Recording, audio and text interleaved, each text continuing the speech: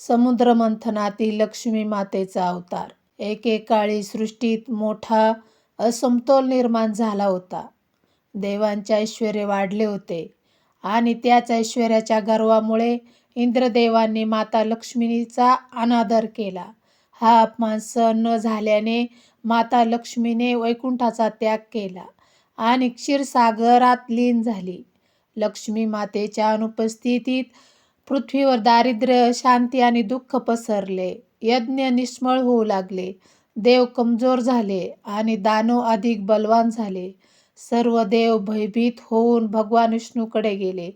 तेव्हा भगवान विष्णूने सांगितले की माता लक्ष्मी परत आणण्यासाठी क्षीरसागरात मंथन करणे हाच एकमेव मार्ग आहे.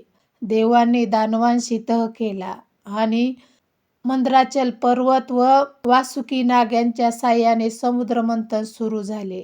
पण मंदराचल पर्वत समुद्रात बुडू लागला. तेव्हा भगवान विष्णूने कूर्म अवतार धारण करून पर्वत आपल्या पाठीवर धारण केला. मंथन सुरू होता सर्वप्रथम भयंकर हलाहल विष बाहेर आले. त्याने संपूर्ण सृष्टी नष्ट होऊ शकली असती. देवाने भगवान शंकराची प्रार्थना केली आणि शिवशंकराने ते विष पिऊन आपल्या कंठात धारण केले. म्हणूनच ते नीलकंठ म्हणून ओळखले जाऊ लागले. त्यानंतर मंथनातून अनेक अमूल्य रत्ने बाहेर आली. कामधेनू, ऐरावत हत्ती, उच्चैःश्रवा घोडा, कल्पवृक्ष, अप्सरा आणि शेवटी धन्वंतरी अमृत कलश घेऊन प्रकट झाले. तरी देवांचे मन शांत नव्हते, कारण माता लक्ष्मी अजून प्रकट झालेली नव्हती.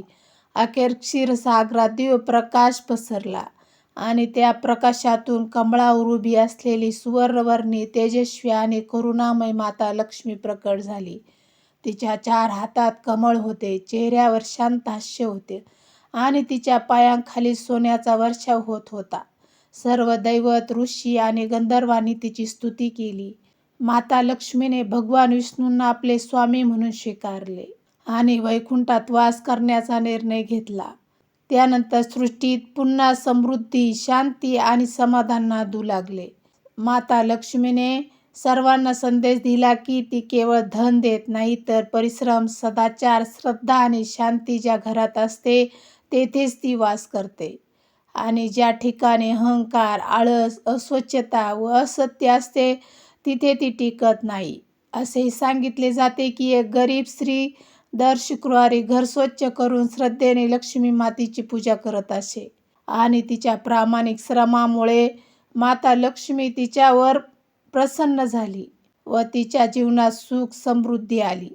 म्हणूनच आजही लोक मानतात की स्वच्छ मन, स्वच्छ घर, कष्टाची तयारी आणि श्रद्धा असेल तर माता लक्ष्मी कृपा करते.